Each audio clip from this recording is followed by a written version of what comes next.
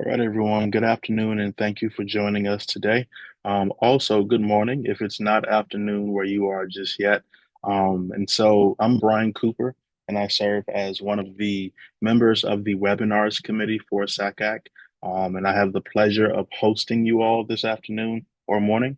And today, before we get started, I just wanted to thank both of our co-chairs for the webinars committee.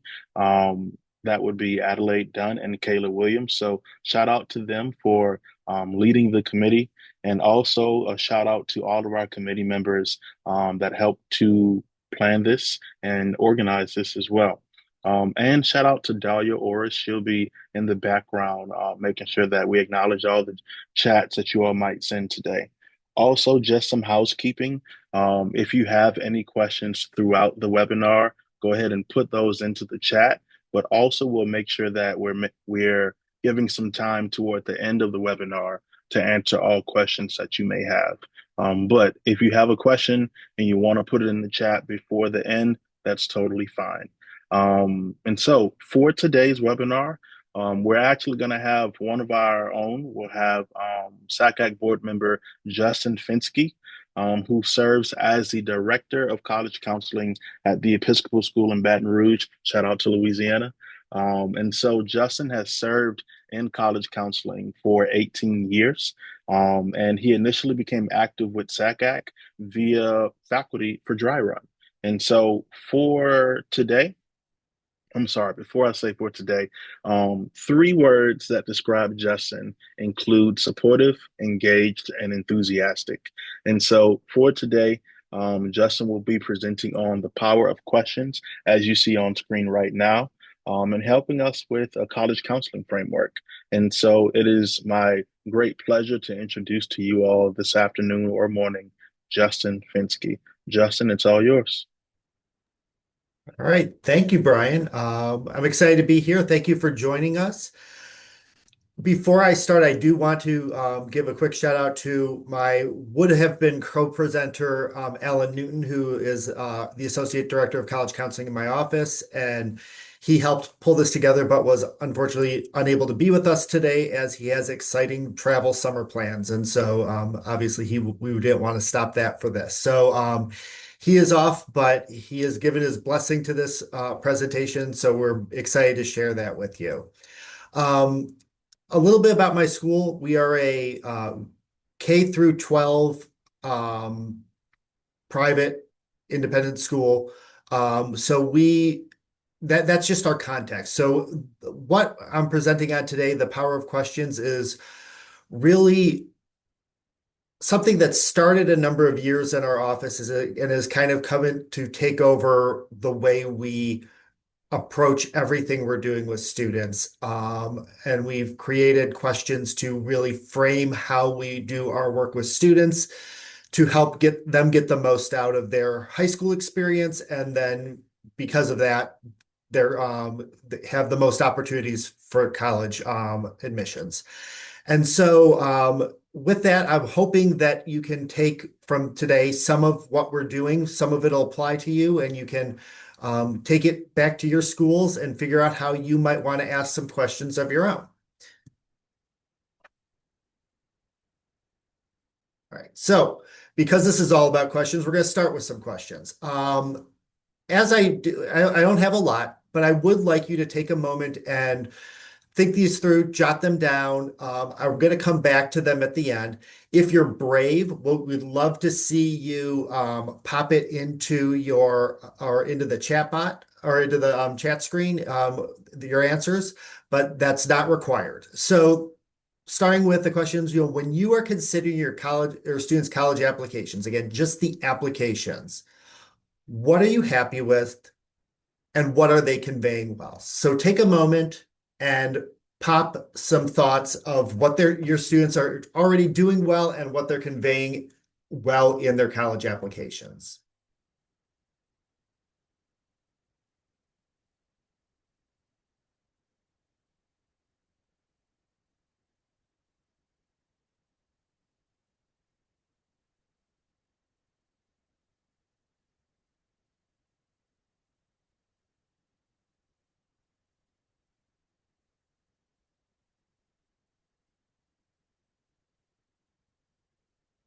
Not seeing anyone brave enough to jump in. We'll move on to the next question. Oh, sorry, as I say that, they come through. Getting things done early, conveying accurate data, how they're expressing their interest and curiosity. They, um, they eventually will represent themselves well, but initially think all their stories are unique. Students do a good job with discussing their activities. Um, Again, discussing interests and activities. So excellent. So, of course, the flip side to that question is what could they be doing better?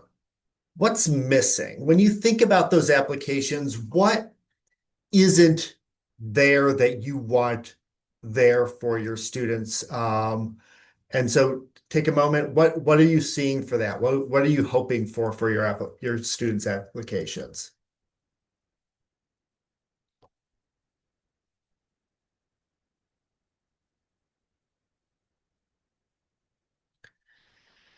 Guidance on how to prep for applications show best who they are. More compelling descriptions of what they want out of college and plans for the future.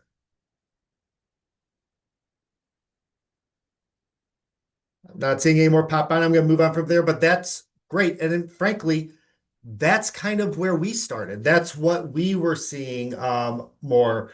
Better dis or better description of activities, link between future plans and experience, and more demonstrated interests. So, as I said, it sounds like those of you popping things into chat we're looking at some of the things we were and obviously still are. I'm not trying to claim that we've solved this, but what we wanted from our students when we started this were thoughtful activities and experiences in high school, clear community involvement, understanding of their multiple identities and leadership initiative.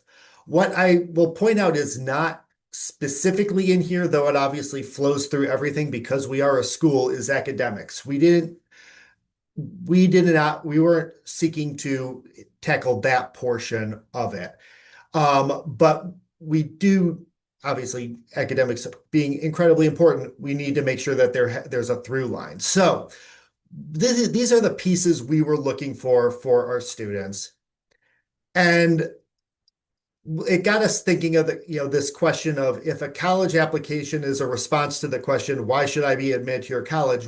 How are we helping the kids see all those pieces and put them into their applications? And our solution were 4 questions. So we took that big question of why you should admit me and pulled it down to 4 broad-based questions for our students. And so, it's hard to imagine everything fitting into 4 questions, but obviously these are pretty broad. So, what are my interests?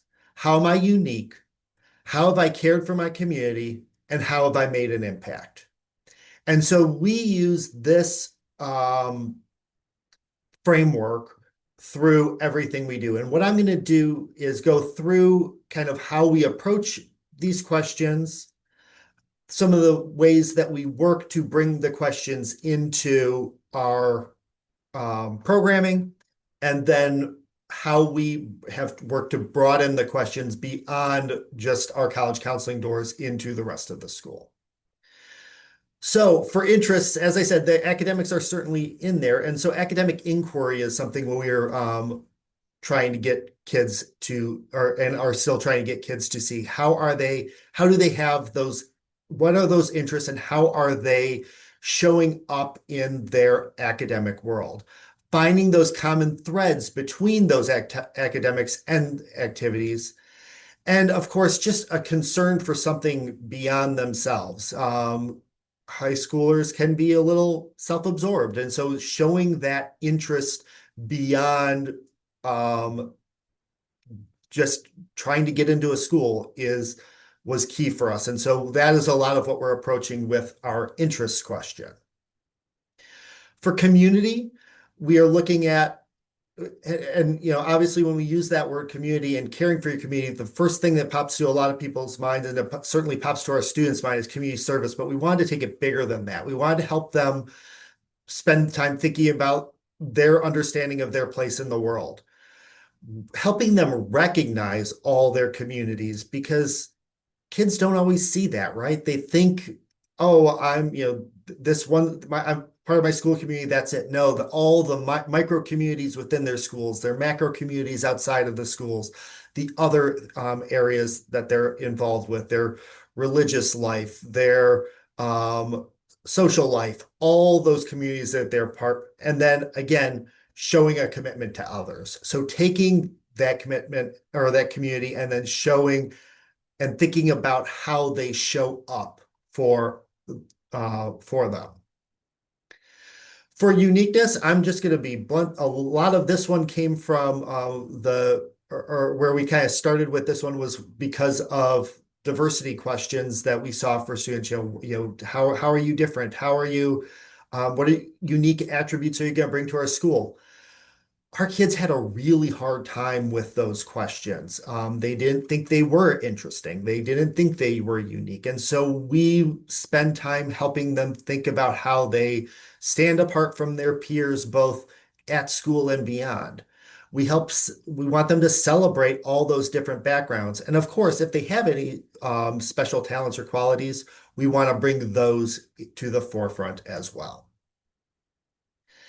And then for impact, we want the way I always say it to the kids is we want you to do a thing, right? Like it's not just about taking it all in. It's about actually acting on those interests, showing leadership in big, clean ways or clear ways like school service, president of the student body, or those smaller ways that kids forget about and always don't always realize our leadership.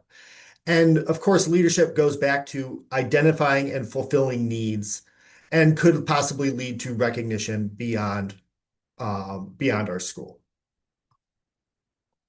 So for our framework, we have some times that we're able to meet with kids easily, just so that we kind of have, or you have a clear idea of what I'm talking about when I'm saying this. Obviously, every school's different, but we are not blessed with the college counseling class idea of meeting once a week or even daily. I know some schools do.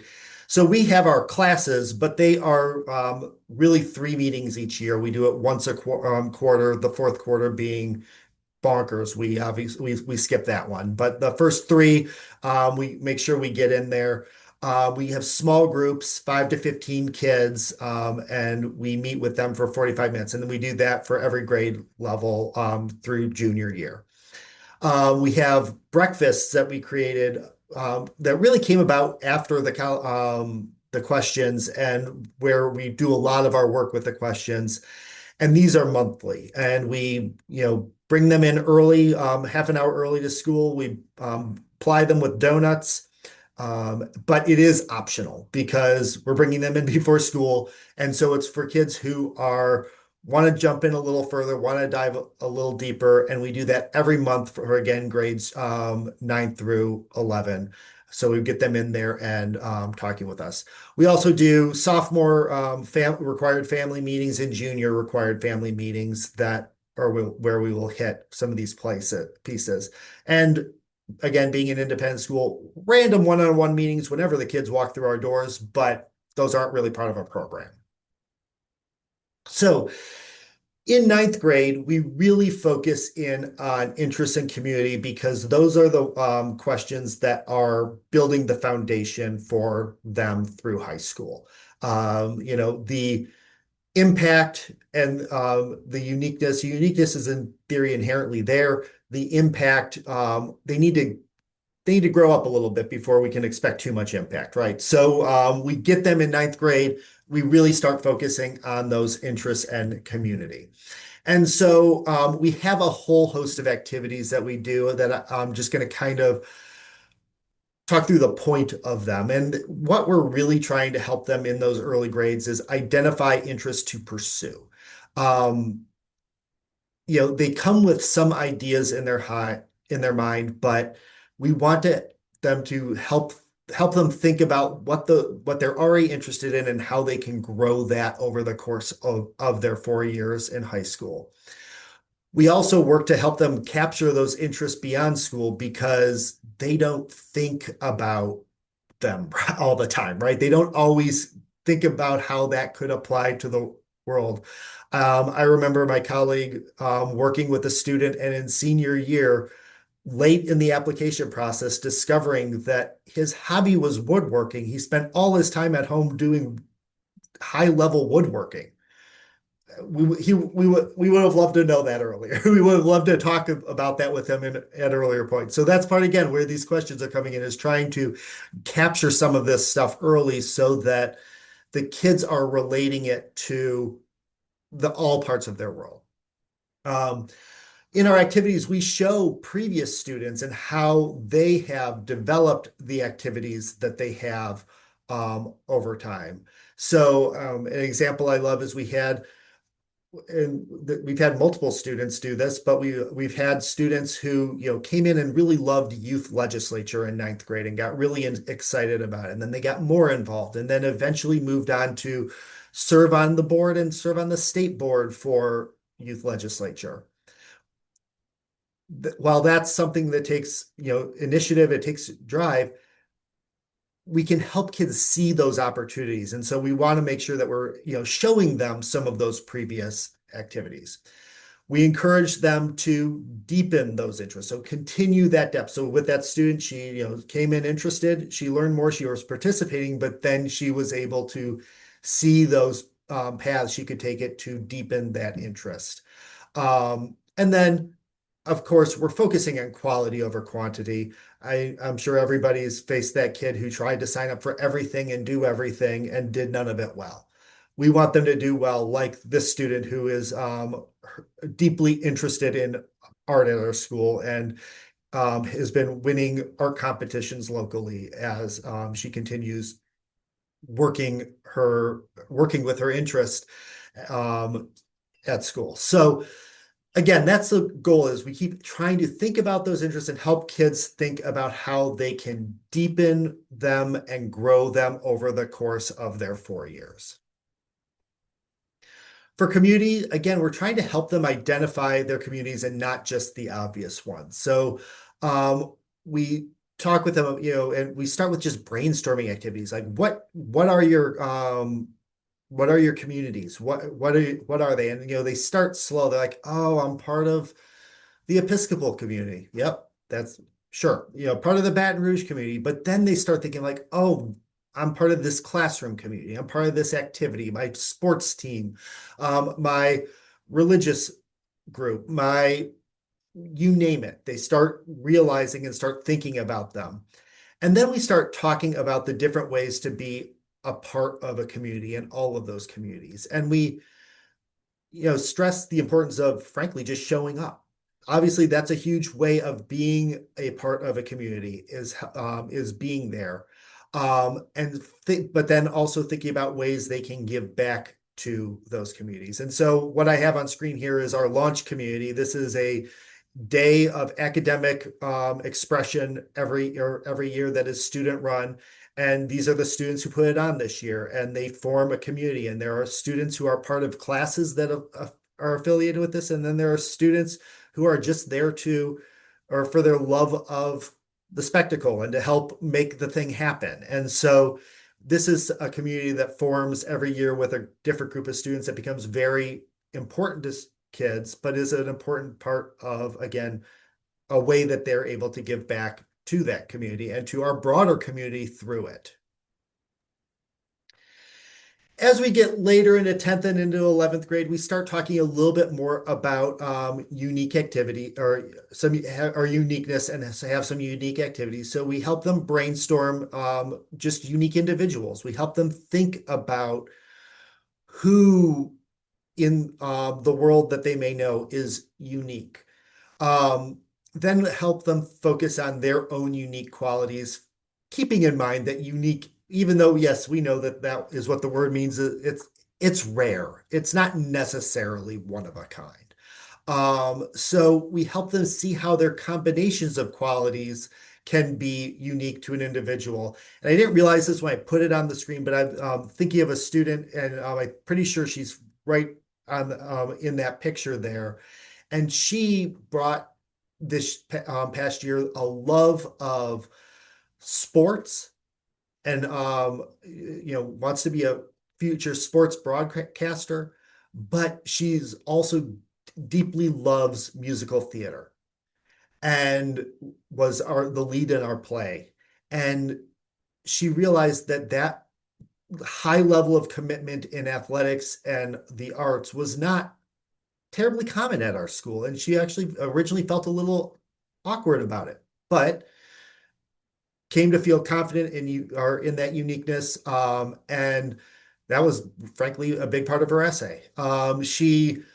We want them to see rare qualities that they might take for granted and then to gain some confidence in those differences so that they can bring those forward, whether it be in a primary essay, whether it be in a uniqueness essay of a college, helping them think about that. So we spend a lot of that time brainstorming and just trying to get them to think about the way they can stand out from others.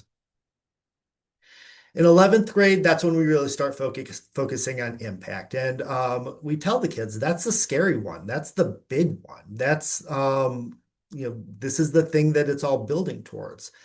And so we explore with them people who have made an impact um, in the world. So we bring up unique or bring up individuals and have them think about. We have them brainstorm their own people that they think are unique, and we then starts or have made an impact. And then we talk about some of the ways that we've seen students make impacts at our school. We bring up examples of for example, a student who created a cup competition. That was a something that rose up from the student body, and a student really brought that forward and made it happen. Smaller ways that kids have made impacts on campus. And then I think the big part of it is, you start with what kind of impacts have happened, but then we focus in on helping them actually make impacts themselves. And so we create a framework for action. So we help them brainstorm opportunities that they know or that they can see for a change. But knowing that that's never enough, we help them identify the possible headwinds that they might be facing as they want to go forward and make a change. And then to me, the most important thing, helping them identify people who can help advocate for whatever change they need. Um, I find that students often or will very easily go to the idea that they have to do it all themselves, otherwise they didn't make the impact. But helping them see that it takes a group of people. It's all no impact that anybody makes is ever done in a vacuum. You have to seek help and seek people to help advocate.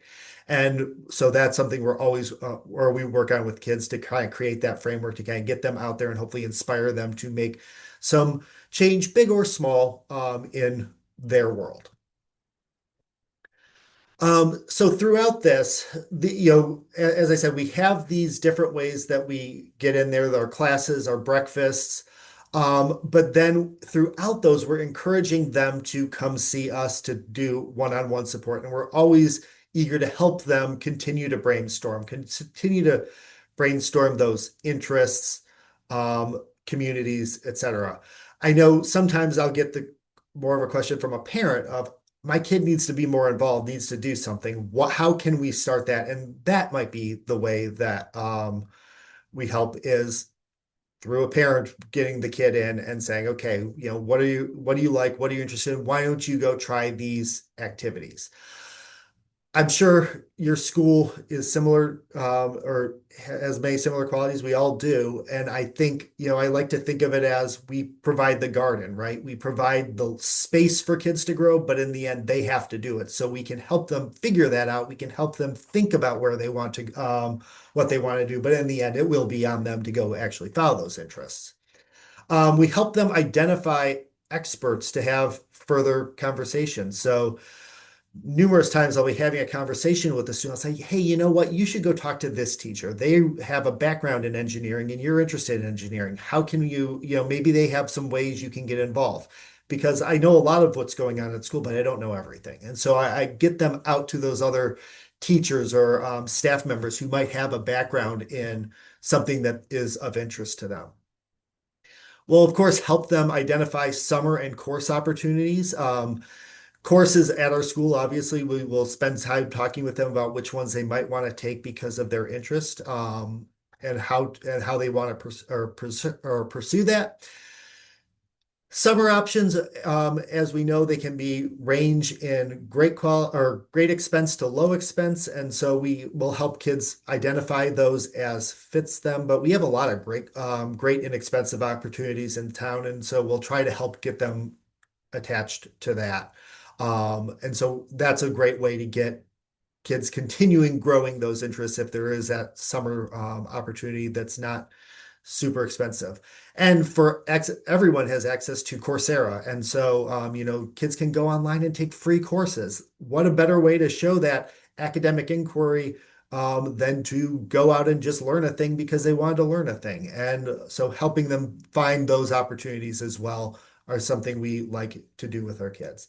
And then this is more for the private school end, I imagine, but we work hard with our alumni office to make alumni connections. This is a win-win for everybody. Our kids get to do informational interviews with professionals and sometimes even do job shadowing, maybe an internship. Those are great opportunities for kids to learn more about things that they're interested in and continue that deeper dive. Um, our alumni office helps us set that up. So if I have a kid that has some interest in doing these, I will help or I'll work with our alumni office to facilitate that. And our alumni office loves it because it's a way to get kids involved, or not kids, involved that isn't a money ask. And so they are always eager to do that. So if you do have an alumni office, partner. They're there. They usually are going to be, or in my experience, have been super excited to help with this. So then once we've gone through all of these activities, obviously we have to bring it all together. We review the answers to all those 4 questions and some final activities, discuss how those answers will show up in the application so that, we're not really focusing on the application itself. We're telling the kids that, hey, you follow these 4 questions, we're going to get there. It's going to pay off. But it's also about growing them into good, interesting human beings. So we want to help them through that. But then, as we get nearing June or the end of junior year and into senior year, we are talking directly about how it's going to show up and start brainstorming what they want to or make sure that they're including in those applications so that they're thinking that through as we start in the actual application process. Okay, so again, going back to this, why should they be admitted to the college? We are from here on forward, that's the framework that we do, but then we want our kids thinking about these questions at all points. So we spend a lot of time beyond our college counseling official meetings, finding ways to get this out and keep it up front and center in kids' minds. Well, I guess not front and center, but in the back of their minds, right? That's where we want it. We want it percolating back there while they're excited about learning something in class or while they're doing a community service project. So we have continual reminder of those questions to students. We start each meeting by seeing who can recite them, just a little exercise, see who remembers what they are and where they are. We send information about those questions in our weekly college counseling newsletters that goes to both students and parents. Yeah, do students read it? They do, because we always start it with a lot of pertinent information in bullet points, and then we hope they see a little bit more as they keep going. Parent education is, of course, a big part of this as well, because there are partners in helping kids think this through. So we do this in a number of ways with our parents. We do an annual making the most of high school parent session. And while that's largely populated by ninth grade parents, we don't make it exclusive. We'll have you never know when the parent, or at least for our parents, we never know when they're going to wake up and really become interested in the college process. And obviously, we have some parents who come in eighth grade into ninth, they're ready to go. That's all they want to talk about. And then we have others that come later to the scene. So we keep this available to parents at all times so they can think about how they're making the most of high school. And we have a lot of the 4 questions in there. We also do regular parent coffees with our parent or with them. And while we'll have a topic every month for what that is, we find ways of highlighting those 4 questions throughout them. Sometimes very directly, sometimes it's just appropriate to the topic at hand and we bring it in. And all part of this is we ask, and at every point, we're asking the parents to help their students consider answers to the questions, helping them think about those 4 questions on a regular basis and think about how they're successfully answering them so that they can um, answer them when it comes to the application. And the goal in this is to create a common vocabulary. So we help, whoops, sorry, something on the screen there. We help, or we've done this with our faculty. We do presentations to our faculty about the 4 questions, about what we're doing in college counseling, so that they're thinking about how their courses and what they're doing in activities and everything might come into play. We encourage teachers to use the questions if appropriate. I mean, obviously, we're not telling them how to write their curriculum, but if it fits, if it works for them, then great, use them. Please, any way that we can get these questions out in front of the students, we want to do that. And then we're also working to include it as our part of our advisory program. And at our school, our advisory looks like every week we have a 30-minute time with students where we cover something in a small group, and that's all faculty members and most staff have or lead one of those groups. Again, not every time is going to be about these 4 questions, but these will fit nicely into that. And so we're working to include them there as well.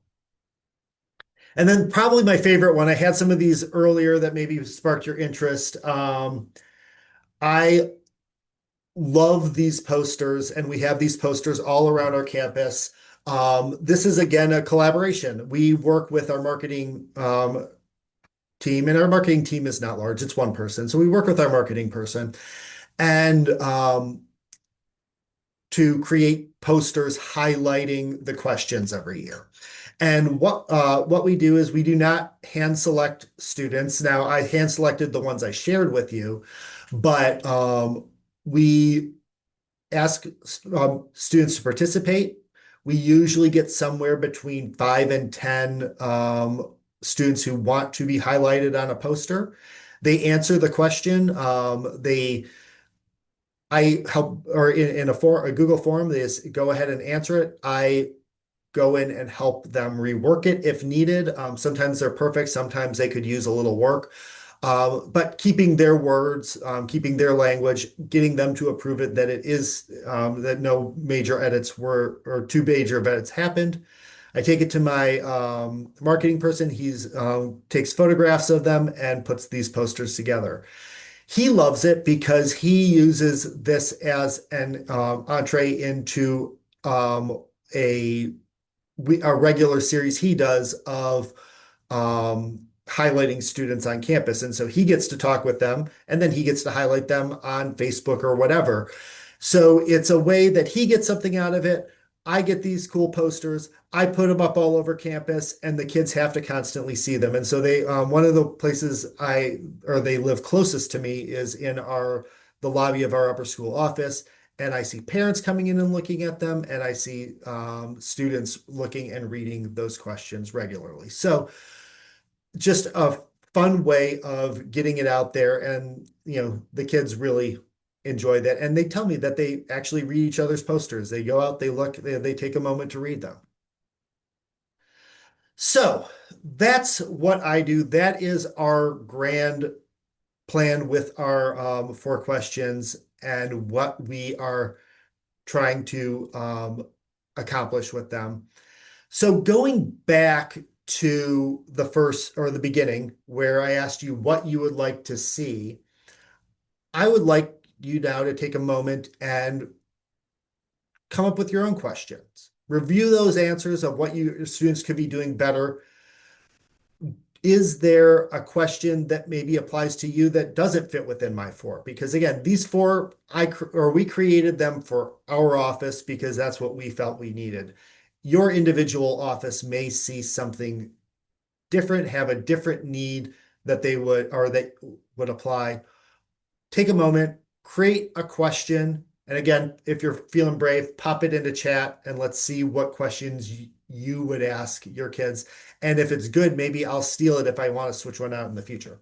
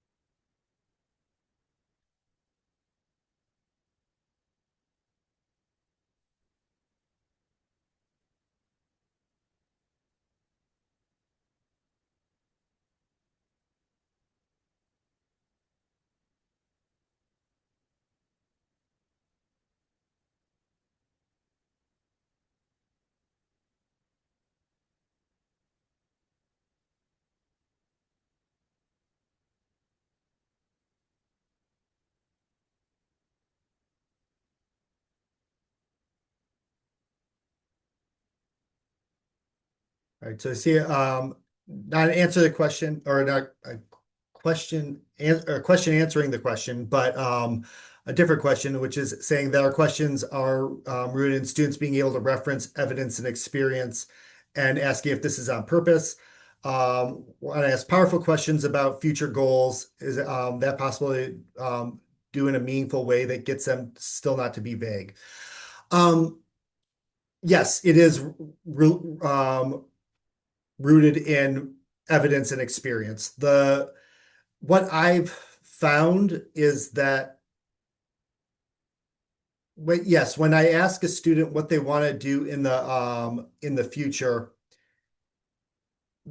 it is vague, or if it's not vague, it's very specific in the way that they've seen somebody doing a thing and they want to do that thing as well.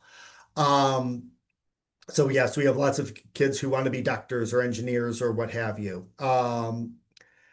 So that is so I find that, or we found that the experience piece, and if they are more or grow in the experiences and they do have those deep interests and community, they do tend to have a more clear idea of what that future might be, or at least the beginning of a path of where it is. Because if they've been very interested in, say, math, and they've seen that through the math process, then being a math major could make a lot of sense, and seeing a future in mathematics could be a path for them. So we that's something we see, or we see it with kids. And so yeah, we definitely are talking with them about what futures could bring. But have we keep the questions, again, especially since we're hitting a lot of them early, we're kind of thinking more broadly of what they're going to be doing in the high school years than the college years. I see an answer here. What brings you joy? I love that question. And the next one I think, or part of that I think is really interesting, is what does being successful look like or feel like for you? I say that's interesting because we actually had one of our first questions, which isn't exactly what you have there, was how were you successful? We actually had that and swapped it out because it wasn't working for us. Um, I like your question of what does being successful look like, in that it thinks about where it could be. But one of our goals with that was because our kids sometimes would lose the small successes. They lose the minor things. I think of this great example of I had a kid who submitted a crossword puzzle to the New York Times. It was not accepted. But I was like, wow, that is success. Just submitting the thing is success, regardless of being accepted. So I love it. Um, Great. I think with that, I will move on to just if there are any questions that you have, or any other questions that you have that I can answer. As I said, my hope here is that you are able to take something out of it. Maybe you like one of these questions or two. Maybe you get you thinking about how you might approach it at your school. But it's been helpful for us as we think about how we approach everything. So, Justin, there was a question asked Okay. at the beginning of the presentation. How many students attend your school, Oh, sure. and what is the size of each grade level? Sure. So, in our upper school, which is really what pertains to my world, it's about 380 students, and we have about 80 to 90 students per grade level, Thank you. of course. Also, Um, I was just gonna help you to kind of go through them. Someone asked, let me see. She asks, or her question says, maybe this is too basic, and my apologies if I missed this, but I believe it's important that students understand the why as well as the what. So she'd like to ask, why did you choose that class activity, and way to get involved? I love it. Yeah. Um, that that is fantastic. Yeah. Why questions and helping them think through why they choose the things they do. And I'll say, well, it's not part of our questions. These are those sorts of things, those sorts of questions are certainly parts of the individual conversations, right? As we're talking with kids, because yes, thinking about why they want to do those different pieces, those or pursue those different activities, interests, futures that they might have is super important for them to understand for themselves. I love it. Also, Justin, there was a request for you to go back to the slide with four examples.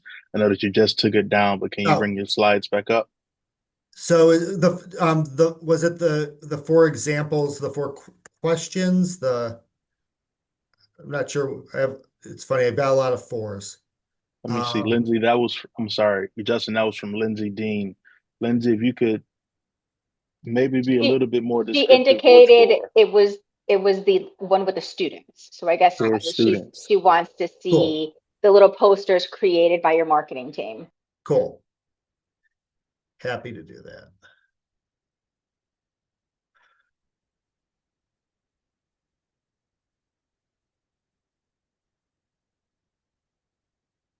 And I will say with that, I do entice them with a $25 gift card giveaway. But I don't, it's funny. I've only ever once had somebody really seem to be doing it for the gift card. Usually they just want to be or show up. They're surprised when they get the gift card if they win it.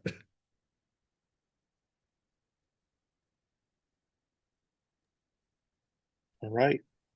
So just a reminder for everyone that's on, if you would like to reference this a little bit later, this entire presentation was recorded and has been recorded as well. Um, and let me see, just trying to check to see if there are any other questions. If you have any other questions, we still do have a few more minutes left. So feel free to go ahead and put in your last minute questions if you have any. And also, Justin, I mean, you can probably see this in the chat.